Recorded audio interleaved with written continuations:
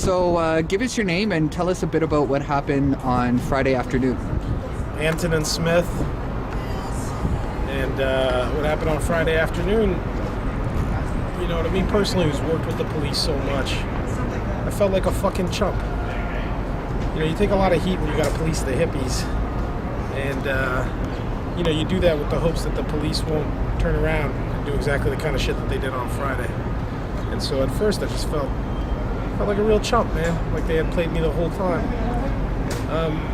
In hindsight, I think, you know, the problem is Roel Ong. Like, he is the problem. I don't even think his partner Henderson is the problem. I think, you know, like most other things, it's a 99%. You know, 99% of the cops are good people. I trust them with my own children. But you got that 1% who became police for all the wrong reasons and who are still police for all the wrong reasons. You look at a guy like Constable Ong. I mean, he was on the Sunshine List in 2010. $117,000 that guy made, and probably most of it was G20 overtime, right? Somebody tapped that asshole to be on that much overtime. You know, the first day we were over, when we reoccupied Osgood, the second time we showed up, they sent 5 officers over and a sergeant. And who's the most chatty of all the officers? Well, it's Bubbles.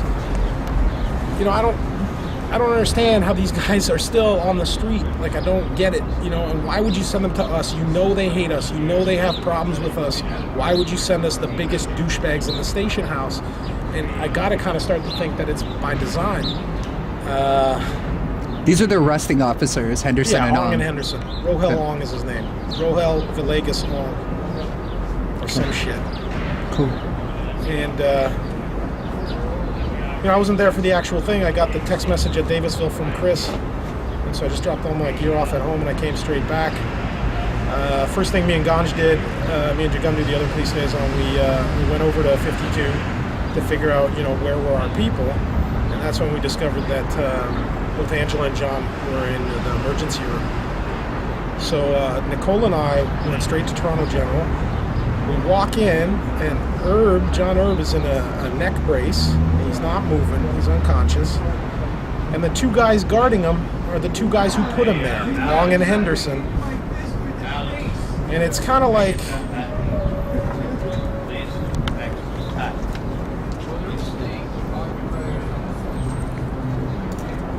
And you gotta kind of wonder how much interest do they have in making sure that John Erb makes it, you know, because John Erb's going to be one testifying against them. I just thought that was really inappropriate. The good thing is when we walked in there, just me and Nicole, you could tell that them cops kind of shit their pants a little bit. I think they realized probably right away that they fucked up. And, you know, that felt a little bit good. But then it's right back to dodgy behavior because the next set of occupiers who try to go in, which I think is Chris, you know, they tell her, oh, the ER is closed. We're not letting anybody into the ER. Yeah, you know, this starts to be like 5 meters from the fence kind of rules, you know, like the rules are written in pencil. And it's very hard for any of us to negotiate those lines. Again, you know, like I said, 99% of the police are fine. I trust them with my own kids, but there's that 1% that have to be gone. They can be crossed out, they can be fired, whatever, but they got to be gone. Like, it's ridiculous. It's ridiculous to even have them on the force, especially guys like Ong, where it's like known you're a problem case, you have mental issues, you know. It's disgusting, and sadly, you know, one cop makes 4,999 other cops look like assholes. And to me, it's hard. How do I go back to Occupy and say, no, you can trust these police. They're going to help you. You know, you could give them a statement. Oh, miss, you've been sexually assaulted. You can talk to these police. You can trust them. It's very hard to do that kind of thing. So that's the hardest part for me personally. Could you talk about the solidarity that the occupiers had on Saturday? No, I can't, Jared, because we have a sickness at Occupy. If it requires somebody getting done up like Angela got done to promote unity within our movement, then our movement is broken beyond belief. And you know, I'm happy to see a love in our Cloud Gardens or whatever. How long is that going to last? You know, we have some real activistocrats amongst us who don't deserve to be with us anymore. And you only see them when the cameras and the police brutality happens. Where the fuck are they the rest of the time? They know who they are. They should just fuck off. All right. Can you comment on the occupation that happened in front of 52 at all? Yeah, well, I mean, that was actually pretty great. You know, I thought we showed a lot of temerity. I thought we showed a lot of solidarity in that one instance. But it's like most other things that are Occupy. You know, when we're standing out there, the people who talk the most aren't the people who put the most at risk. We have a lot of middle and upper class people who don't understand that when you stand outside a police station chanting officers' names or bad cop, no donut, there's going to be repercussions for the ones of us who don't sleep in our own beds. Now, I'm not one of them. The rest of the people here are. And I get the feeling like some of our middle class people are fucking morons who don't understand how the real world works. And this has been a problem for us going back to the park. And I don't really understand why, you know, we got 4 people laying down on the tracks and yet everybody gets to vote. From where I'm standing, only the people on the tracks get to vote. The rest of us should shut the fuck up and mind our own business. You know, oh yeah, I'm ready to get arrested. I'm ready to get arrested. Well, at 2 o'clock when they're arresting people, the only guys I see on the news is dudes I've never seen before. And the most vocal ones, you know, that blonde girl Ash, any of them. Like, where are you when it's actually time to put up or shut up? You know, I don't go around telling people to get arrested because I'm not here to get arrested. Don't go up there on the one hand and preach and tell us how to live, and then when it's time to actually do it, you know, you're back in your bed. Like, it's not cool. And this is like an ongoing problem for us. You know, a lot of our middle class people, we have a class problem at Occupy Toronto. You know, we got a ton of middle class white women who won't shut the fuck up about safe space because they can't stand next to a homeless person because they're terrified. Well, like, you're going to have to suck it up and get over it if this is the people's movement. You know, the underclass is going to be the first group of people we attract, and they're, so far, our best soldiers out here. So people just need to get over that. And, you know, the part-timers need to shut up more and listen to our people who have been occupying. You know, you interviewed Alice earlier, and, you know, there are people who have been occupying since October 15th and haven't stopped. And it's insulting to those people that their voices don't get heard. Right? Oh, you don't like what they're saying? You're going to start your own GA somewhere else? Like I said, man, I can't speak to the solidarity of Occupy because I don't see any. That's the disappointing part. For Friday and Saturday, the mainstream media have been trying to inform the public about what has happened. Yeah, Can you the speak mainstream to that? media except the Toronto Star. I'd like to bitch for a second. You know, a friend of mine, when they put out that hatchet job, was like, urgent breaking national news. Toronto kid has rich father, still cares about the homeless. You know, just to kind of speak to the absurdity of that whole article. Well, where the fuck are they when our people are getting beaten up?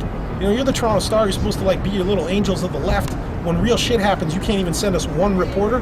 Like, what is wrong with you? What kind of sickness do you have? You know, the Star and some others, they need to look in the mirror before they write even another article. Graham Parley, Jennifer Yang, Catherine Porter, all of them. Look in the fucking mirror. Why did you get into this work? You know, why? Putting that aside, well, just for like what they put up, like for Friday and Saturday about the charges and stuff like that. Well, I thought the coverage was really good. You know, CP24 was really good. City was really good. CFRB 1010.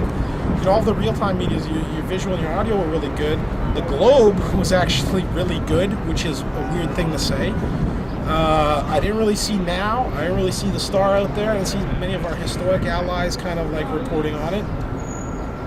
You know, I don't really know why that is. I had a funny experience when I was sitting outside the court and the CFRB 1010 guy comes out, we're talking, and he's like, I asked him, what are you here for? And he's like, are you joking? And I'm like, no, seriously, what are you here for? He's like, you guys. And I was a little bit surprised, you know, because there had been such an amount of silence. And it's really unfortunate that... 1, 2, 3, 4, 5, 6. Yes, you guys don't have that.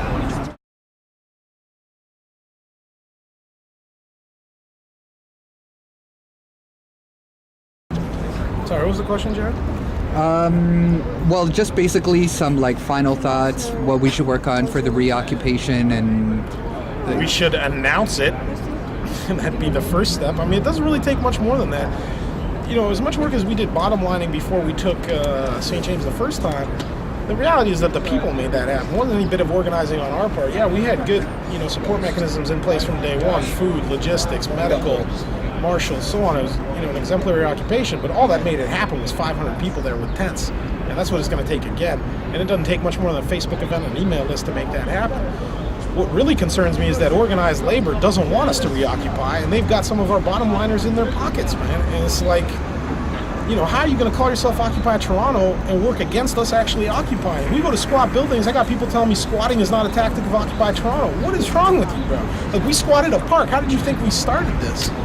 You know? So I think everybody has to get on board or go find another movement. Look, if you're an environmental activist and you don't think we're doing enough, go back to Greenpeace. You know? Like, fuck.